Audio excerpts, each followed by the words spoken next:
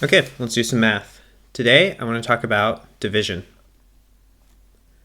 So the first definition we'll need here is the definition of a monoid. So a monoid is a set which is a lot like a group. A monoid is a set S together with an operation which I'll usually denote dot, but we might denote it by plus, which goes from S cross S back to S,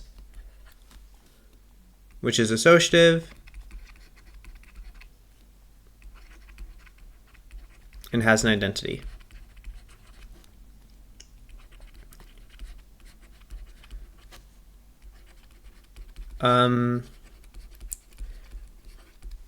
There are three monoids. I'm going to bring up an example. So it's good to have them now to keep them in reserve. My example 1 is going to be the natural numbers with addition. So this is the set. I'm going to make, with the addition, I'm going to keep them one with including 0. 0, 1, 2, 3, so on. And with the addition you're expecting, which is 1 plus 1 is 2, 2 plus 1 is 3, and extending on from there. The second example I'm going to keep floating around is the positive natural numbers with multiplication. So this is now the set 1, 2, 3, so on, with multiplication. And then the third example will be the natural numbers together with multiplication. And this is just like the above one, except we start at 0. So all of these are monoids, and these should be monoids that you're pretty well familiar with if you've ever used natural numbers before, which I hope you have. And in each of these cases, the identity is very extractable. In this example, the identity is 0. Here it's 1, here it's 1, because those are the elements under which you multiply an element by them, you get nothing. You get the same element back. What I want to talk today about is how do we force division. There's a relatively common construction in mathematics where you have something you're unable to do and you formally adjoin elements that lets you do that thing anyway. And the best example here is creating the complex numbers from the real numbers. To go from the real numbers to the complex numbers, we just take the real numbers and we adjoin this unit I, where I squared is the same as -1. And we can do a really similar thing when we're forcing division, when we're creating division. So I'll start with constructions for commutative monoids.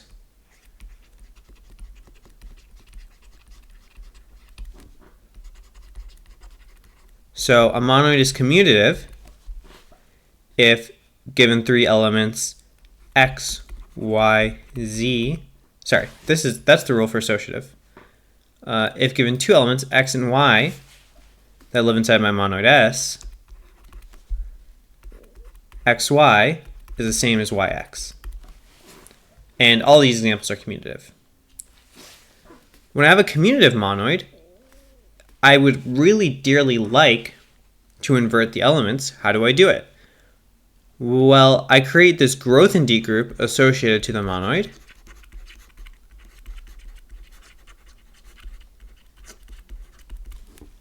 Which we have the elements are pairs x1, x2, where x1 and x2 are both in S, modulo the relation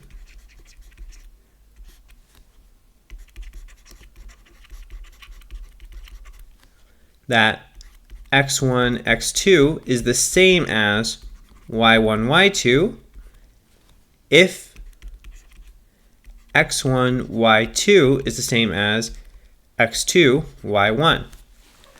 This relation, oh, and of course I should tell you how I multiply them. X1, x2 by y1, y2 is going to be x1 by x2, y1 by y2. Okay, this set and this relation should seem very strange to you until you remember what it reminds you of. This is exactly how we construct fractions, how we construct the rational numbers from the natural numbers. Indeed, if I start with my example 2, which was the positive natural numbers, and then I end up in the invertible rational numbers, I know that the invertible rational numbers all consist of pairs a over b. Oh, sorry, I need the positive invertible rational numbers. A over b, where a and b are natural numbers. And we have this relation. When does a over b equal c over d? When do we simplify these fractions?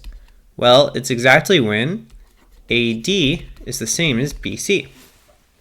So it's a really natural construction for us to make this kind of pair in the case of the commutative monoid.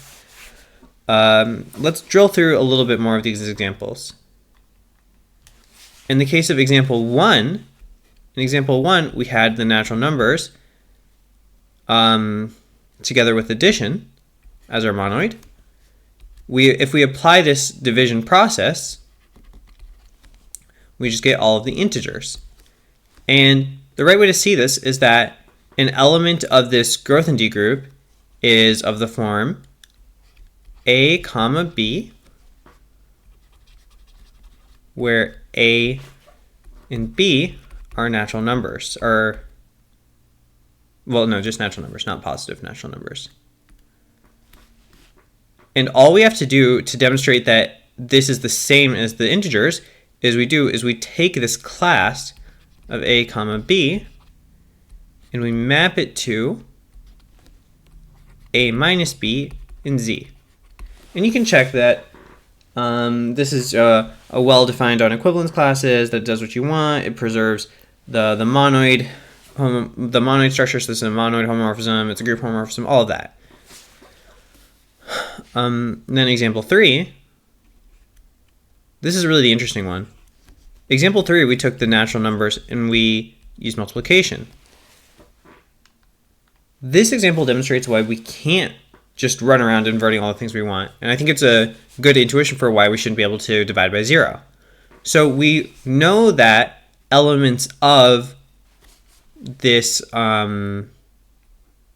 groupification, it should be of the form a, b, where a and b are natural numbers.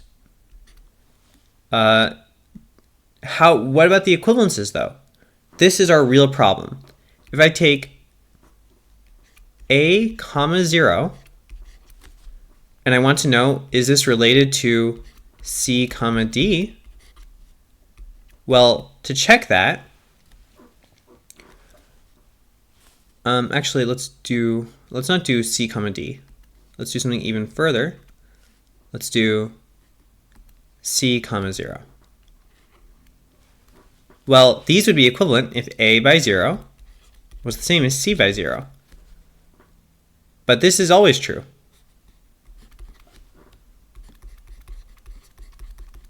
This means that each a comma 0 is equivalent to c comma 0. That's pretty bad, because what this does is this actually collapses my entire monoid. Now that a comma 0 is equivalent to c comma 0, if I multiply anything by this particular element, I know that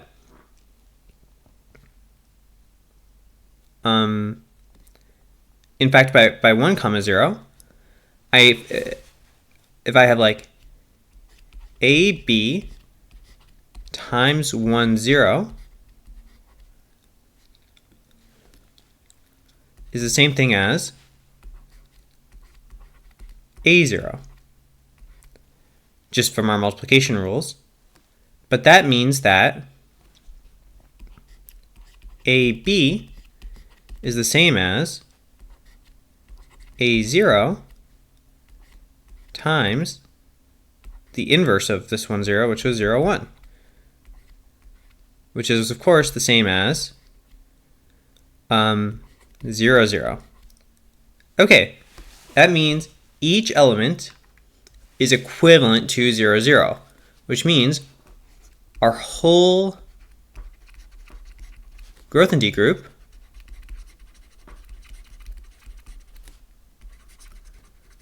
has collapsed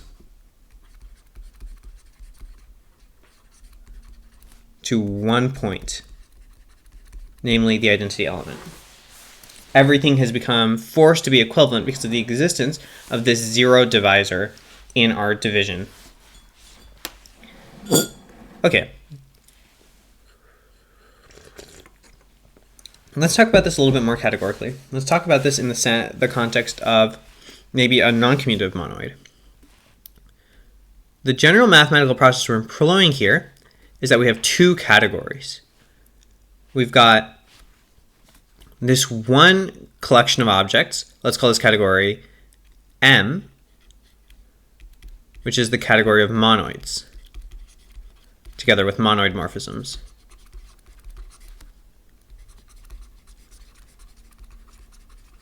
We've got a second category, which we'll call fancy G, which is groups together with group homomorphisms.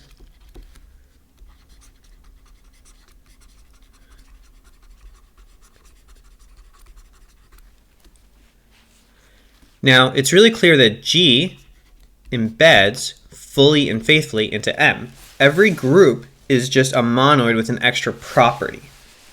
And we can call this embedding actually a functor. We'll call it an inclusion functor I. What we're looking for is some kind of reverse, we actually want a really specific type of adjoint for M. What we're looking for is a functor f, which will go from M to G with the following properties.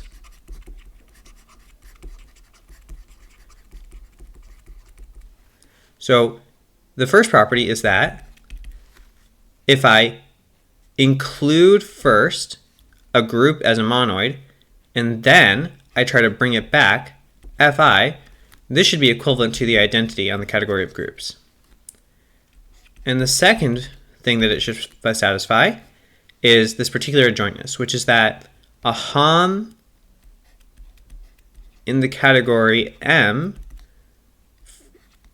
from IG to a monoid M should be naturally isomorphic to a hom in the category G from the group G to Fm.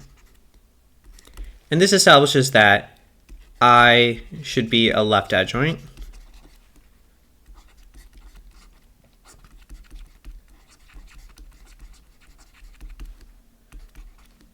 to F. And in this kind of setup is called I believe it's called a reflective subcategory. I don't remember exactly off the top of my head, but that's how it is. And in the category of groups, because the category of groups has free objects, we actually cheat.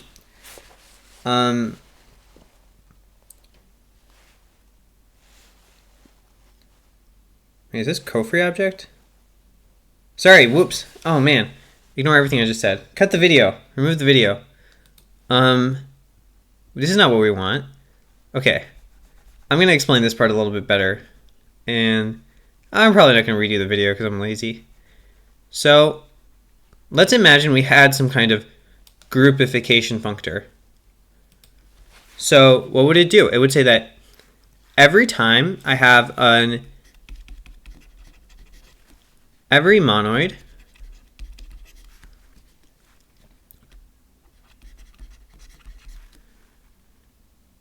should have a groupification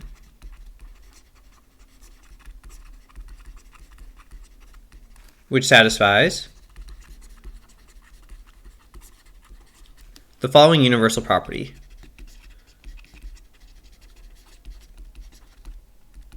If I have a monoid M, and I have a monoid morphism to a group G, there should be some kind of universal groupification Fm with a unique morphism making this diagram commute. That is, it should extend the monoids into the groups. And this is actually done, if you look at this very carefully, this is actually expressing the language of a left adjoint, not a right adjoint. It says that hum M from M to IIG should be the same as hum G from FM to G, this occurring in the category of groups. And this says that F is a left adjoint to, let's write that in text.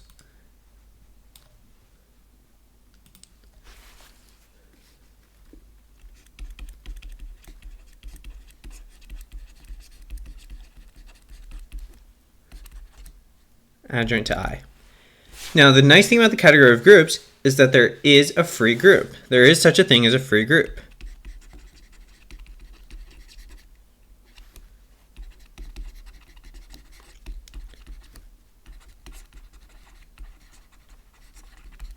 And therefore, constructing Fm is easy.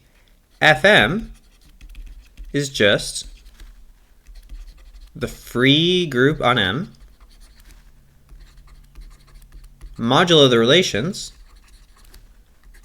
of M's own multiplication.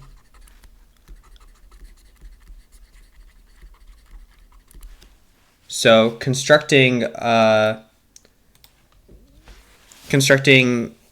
groupifications then is pretty easy.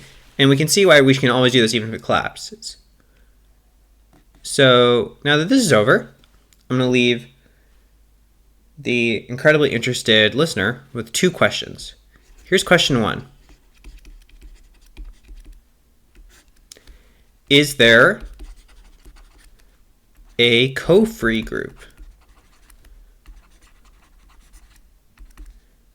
And how would you use it to construct a right adjoint to this functor? And question 2, is there a co-free abelian group?